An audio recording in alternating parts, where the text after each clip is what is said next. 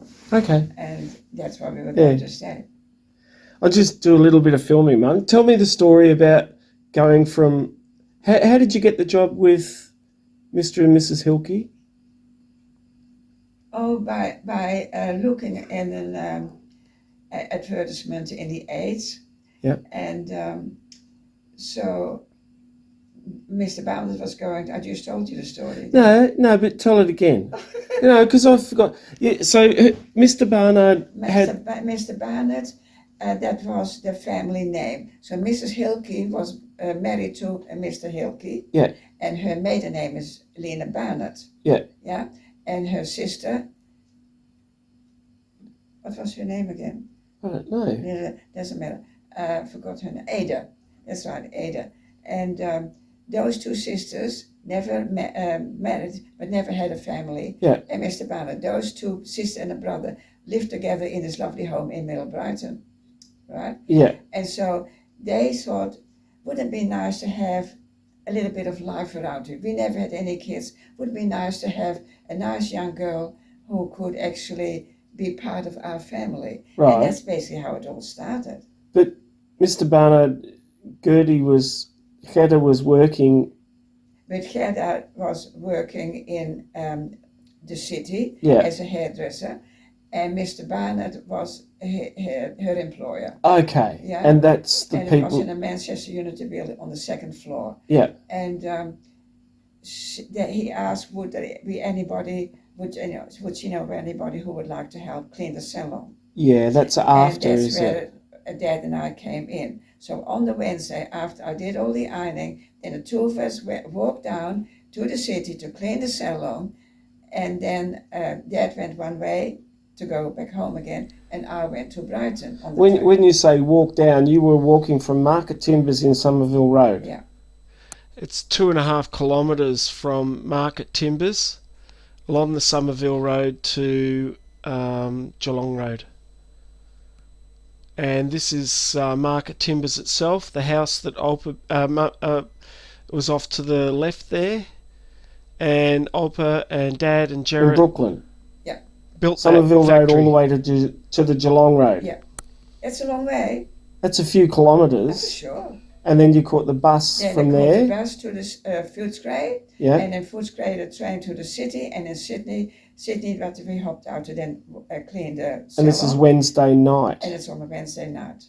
Yeah. And then you would go back to... I go back to Middle Brighton, and Dad used to then go all the way back again, walk in the middle of the flipping night to go home. But you come to think of it. So tell me, when the two ladies, what did they do when you first arrived? Well, like I said, they tried to teach me Dutch, English, English. And at one time said, well, mind your trousers, because... And she laughed her head off because I meant stockings. Yes. And I said trousers. Okay, that's all right. So they made you... they taught me how to do cooking and baking. Yeah. They taught me how to... with sewing and knitting and crocheting. Yeah. That was all part of... She was fascinated by what I could do. Yeah. And then she said, would you do this and that for me? So I crocheted a whole silver grey top for her. Yeah. And she loved it.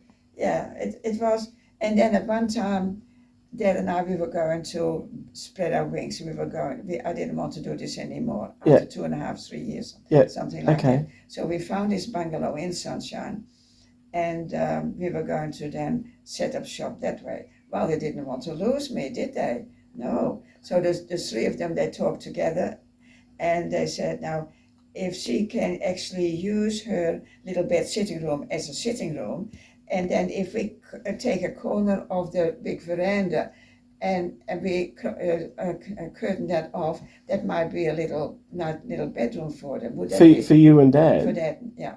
So that is basically how it all happened. And she said, well, you want to get married? And I said, well, yes, of course. What are you going to wear? And I said, well, my green dress, my red dress, it doesn't really matter. Don't you want to be a bride? Me in white? No, I don't want to do, no, not at all. So anyway, next minute there's a beautiful dress hanging. And I'm telling you, talking about being spoiled, but I don't know. But see, I was their daughter, simple as that. Okay. And and then I asked Mr. Barnett, would he sing for me at the wedding, and he sang for me. Oh, nice. Yeah, it was beautiful. Mom and Dad, they at the time had arrived. Then after 2 years, they came here. Yeah. Yeah, and so. Opa and Oma Krause. Yeah, my Yeah. mom and dad Yeah, yeah. came down, yeah, and so they came a little bit too late at the wedding because the taxi hadn't picked them up Oh, no. from Williamstown, yeah, and although Gerard had organized it, the taxi didn't understand or whatever, but never picked mom and dad up, so then he had to be rebooked again, and of course they were late. In the meantime, Dad and I are sitting outside the church because there happened to be a wedding at that church. And so the minister came over. He said, well, unless you go now, he said, then you have to cancel the whole thing because I'm going home. Well, she said, no, we were ready to get married. Oh, well, we better then go, says Dad, Yeah. we better go in. And no sooner were we in the church, Mom and Dad came down. Well, there And you it go. was just amazing. It was just that a curtain had sort of opened up again. It for me, Yeah, yeah. it was really lovely. So anyway, Mr. Barnett sang for me, and then after that we had some photos taken at Oma Kip's place, Yeah. and we had sausages and sausage or whatever as a reception. Yeah, yeah. We didn't really have any people, but anyway. So then Dad and I the following day, Uncle Gerard took us to the station to go to Sydney, and that in Medlow Bath there was a lovely hotel on the side of the cliff where we had our honeymoon. That's in the Blue Mountains. In the Blue Mountains, yeah. And it rained the whole time. For the next 10 days, fortnight, it rained the whole time. Oh, God. Anyway, we amused ourselves. It didn't matter. We weren't So that was in Katoomba or Lura? Why do I have... Yeah, Katoomba. Katoomba. Yeah. And so that basically was our holiday. And that was it. And then we... So when did you start building in Croydon then? Straight away? No. This was in 1952. 1955 you were married. Was it? April 55. All right. And you were born the end of 56. Yeah. Yeah. And so we realized that we can't have a baby here, in Brighton. So Okay. we then, because Dad was working in the city at the time, and said, why don't you go to Croydon? Well, where the diggers is Croydon, Dad had said. Well, it's on the line, the railway line, so it'll probably be good value there too. So for $2,110, something like that, pounds, we had land and house. Uh-huh. And mind you, the house was no garage, no concrete paths, no toilet, no fencing. It goes on like that. Oh, yeah. But it was my kingdom, and it was beautiful. Yeah. And so that's where we stayed for 32 years. Yeah. And that was the beginning of us, coming in Australia. But I think we used to just go to Oma and Opa Kip in Altona practically every week, and that was really good. Everybody used to then come as well. So it was not just us who came to visit Mom and Dad, but the whole family as well, Yeah. Val and Gerrit weren't very far from them. Christine was living in Altona North. No. Is she already married Sam then too? Yeah, and they lived in Altona. Yeah, it's Altona North. Yeah, whatever that's called then. I forget the name of the road. And to live in Sunshine. Yeah. Hank was still home. Eddie was still home. Yeah. Yeah. I like the story that you said that the ladies, Mr. and Mrs. Hilke and her sister, used to make you listen to the radio at night time and at the night news. listen to the news, and then I had to tell them what it was all about and read the newspaper. Yeah. And that was their way in training me how to speak English. And you went to plays or something? You went to a play? You went to the theatre or something like that, is that right? Is that, or I misunderstood? No, that's not. When we were married for so many years, Marilyn actually, or you were, that is when they sent us to Mamma Mia in the city. Oh. You can't remember that? No. Oh, okay. No. Well, when we were married for, Not Mamma Mia, something else. yeah, Mamma Mia, here Oh. I go again. Yeah, but that's late. That's Yeah, only a little That's bit. when we were married for 50 years or something. Oh, yeah, but when you first started living in Brighton, I didn't realise you actually lived in Brighton in a room in the house in Brighton. Yeah. Ah, there you go. And that's in Church Street in Brighton. I would like to know what it all looks like now. I don't know. We'll have to have a look at. Do you know what the address is? Yeah, 178. 178 Church Street, Yeah. Brighton. And that's the units is where the house was, but the house would have looked like the one to the left there of the driveway. Brighton. Brighton. Middle Brighton. Not North Brighton. Oh no, they're the plebs who live in North Brighton. So this is Middle Brighton. Middle Brighton. One. And I used to send photos to Mum and Dad. Yeah. And she showed it to where Dad used to work. And the lady had said, she's become quite a lady, hasn't she? Oh dear, ooh la la. Yeah. Yeah. I used to have to wear a little hat. Right. High heels. Oh. Oh yes. And I had a mantelpakje, which means a jacket and a skirt. Yeah. And in grey, that was nice. That's where my sewing came in. Yeah. You know, I used to sew everything. I used to knit and crochet all day. Yeah. But you lived with them for 2 years before you got married to Dad. 2.5 years. And then how long did you live?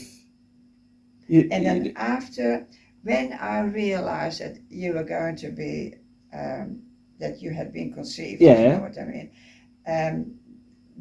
then we decided then to go and live in Croydon, in Jasmine. Croydon, yeah. So, And they did come to visit us. Yeah. So she actually came to visit me in the hospital oh, nice. in Queen Victoria. Yeah. It's not exist anymore. Doesn't it? That was at the end of Swanson Street. I don't know. Right at the end of Swanson Street. Okay. On the right-hand side there was a hospital. Okay. And I remember this doctor, he heard me and said, yes, you're pregnant, but he did hurt me, crikey. And then to console myself, I bought myself a lovely purple cardigan. Okay. Okay. Yeah, and I've had it for years. I wasn't going to part with it. That was my first thing. Without my mum actually telling me, oh, you shouldn't do that. Oh, okay. Yeah. Yeah. Okay. Anyway, it was all fun. I've had a good life, Mark. Yeah. No, it's very I've had good. a good life. Looking back, it all in a way fell into place. After 32 years, I said to Dad, I don't want to do this anymore. And he said, no, I know. He said, I understand. So there was a property for sale in London. Oh, yeah. Is that the road? Warburton Road or something? Yeah. And you had a sort of gown, there was an unmade road, but on the Warburton Road was a flower place. Yep. And I even said to Dad, I might even get a job down there. Anyway, so that was that. So we had a look, and there was a lovely big shed. And I did say to the gentleman, what's the house for? Oh, he said, we are getting water from our neighbor. Oh, so we haven't got any water in our own property because it was a big shed where they lived in. But he had cancer and they wanted to sell. Yeah. They still wanted $99,000 for it. Yeah. But anyway, and he said the same with electricity. If you want electricity, he said, you'll have to put the poles up yourself. Yeah, have it done, you know. And then it was an unmade road. And they said, unmade road, no light, no water. He said, he can get stuffed. You know? I don't want to do that. Nice. So that was the end of that. So then we finished up going home to Emerald on the Launching Place Road. And we finished up in... Home to Emerald? You were living in Croydon then? Oh, were you going to Marilyn's place or something? No, we were going to go and have a look. This is in Croydon. We were going to have a look at this place in Wandon. in London. And from there, from London, we then travelled down towards Launching Place towards Place Road and finished up in Emerald. In Gembrook. Not yet. In Gembrook, in Emerald. Uh-huh. And there are a few shops and a few estate agents. Uh-huh. This is nice, John. That's nice too. So I rang up the estate agent the following day, which was on a Sunday, and we rang him the following day, and he said, oh, if you're looking at that price range, he said, then I've got a nice property for you. Why don't you come over now? He said, my husband has already gone to the city. Well, I rang him up, which I did. Dad came all the way back again to Croydon, and we went down to Emerald, and blow me down, we go into his little van, something like what you've got. And had no idea what Gembrook was, none whatsoever. Anyway, he said, oh, sure, never look, this is nice, you know. So people were having lunch. This is 12 o'clock in the afternoon, having lunch. And so we bought it there and then. The place in Gembrook? Yeah. And we stayed there for 22 years. Yeah, something like that. Yeah. 22 years. And then the down man, he killed himself, didn't he? He decided to die. Still, I had a wonderful life. I really had a beautiful life. I really did, Mark. I was happy with that. We made some lovely trips. Yeah. We worked like crazy. Loved every minute of it. Go to a horse farm to collect horse manure. Go to a chicken farm. We collected some more chicken manure. Oh, golly.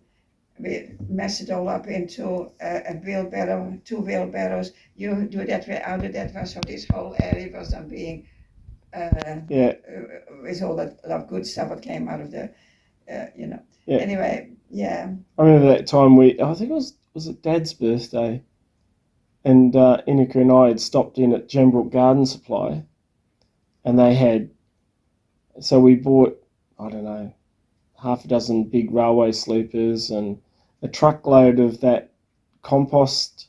I don't know. Oh, you don't remember? And anyway, it was I think you ended up making the garden beds in front of the house. Oh, that one. Yeah. Oh, yeah. And anyway, so we went to inside, and you know, we told them, oh, can you come in, I don't know, an hour or whatever it is. So we're sitting there having a cup of tea and lunch, whatever it was. I can't remember exactly what time. And then Dad gets up. There's some truck coming down the driveway. So he goes out there and he's telling the driver, no, I didn't order anything. No, you can take it away. I didn't order anything. And then Inika went outside and said, oh, happy birthday, Dad, or something like that. Well. Yeah. Yeah, it was pretty cool. Yeah. It was pretty cool, Mark. Yeah. Anyway. And sometimes we would be lying in bed and bang, another tree gone. And then we had a look in the morning which tree had fallen down. Either it was near the road or on the side, or there was one in the bush and blown me down. Big trees like that, bang, you know. Yeah. So then we had to saw it up, and that was his... the Scylla thing that came from the mine in Walhalla. Oh, that could all well be. But anyway, no, I remember Dad drove that. Holy shit! You couldn't go forward; you could only go backwards. No, I thought it. Yeah, forwards, but that was later on. That didn't work anymore either. Oh, okay. And it didn't have any brakes, and the only way that Dad could stop it was running into a tree. Yeah, yeah, that's exactly right. Christ. And then this big tree in the bush, we sawed it all up, and Dad had this the Scylla, you know, and then we had to 1, 2, 3, oops, you know. Like that. So we became as strong as an ox, you know. We really did. Bust a fuffer valve. So, and then of course we had to all saw it up, and that's where the splitter snipper came in. We worked really hard, but we worked well. We did things together. Yeah. Okay. Yeah. Very so good. all in all, it's been really good. Yeah. I did like that story you said before about that where you stayed. I didn't realise that you stayed there for when you first got married for nearly a year or something. What's this? At in Brighton. I didn't realise that you lived there for a year nearly as a married couple before you moved into Croydon. Oh, for sure, Mark. Yeah, I don't. No. Yeah. Oh, yes, for sure. I realized that we couldn't just stay there forever because No. you were on the way. Okay. So it was only then that we looked for a house. Uh-huh. And we had enough money to be able to then buy the house and the land. Oh, a loan, get a loan or... And we did have a loan. We did have a loan, but for the deposit even, you know. Yeah. Yeah. You and needed it was like 2,000 something pounds. And it was a lot of money. Yeah. Yeah. And it took us 12 years, and then the interest went up, and then it gave us another 12 months of interest to Okay. pay. So in 13 years, we paid off our house. Oh, wow. That's pretty good. Yeah. Yeah. And then when I came to live here, Ineke took me, Yeah. and then we went to have a look at the house where we used to live In Croydon. in Croydon. And of course, I didn't even recognize it at all. And I did say to Marilyn the other day, if you ever come and pick me up, I want you to have a look in Croydon, but also go to the station. Did you have a look at that one day? I haven't been to Croydon for a little while. Yeah, but now... I know they're doing the railway line and big car park. Yeah, but you know that they're going to have overhead? Yeah. Oh, I didn't know that. I think there was a car show and then they were starting to do all of that. Okay. Well, I could not even believe it. And the lady who was guiding us to actually cross or not to cross, said, for you to know that I lived in Croydon for 32 years, I don't even know where I am anymore. No. Croydon has changed. He said, yes. And I said, and all these things over there, is the train going overhead? He said, yes. Wow. I've got, yeah. Yeah. So it is an eye-opener. I don't really enjoy Croydon anymore. Okay. Not really. There's no car park. And of course, now they've built this where you can put your car. Multi-story car thing. I've never been in it. I dare not go into it. Okay. Because if you sort of, do you walk back or is there a lift, I suppose? Yeah. I don't know. Yeah, anyway, so I've never lift, been in there. But Thea from Adelaide, she had to go to Adelaide at one time, so she parked her car there. Yeah. And so after 4 days, she said my car was still there. So it does work out. But now there is no trains anymore. So if you wanted to go, you have to go either to Belgrave now, or further down the line. Okay. Yeah. So it is how it is. Yeah. Anyway, all right. I'll just finish that little. I just filmed you for the last 20 minutes. Can I have a look then? We'll do it when I edited it a bit. Okay. Oh, we'll see if it comes out. All right. Yeah. All right.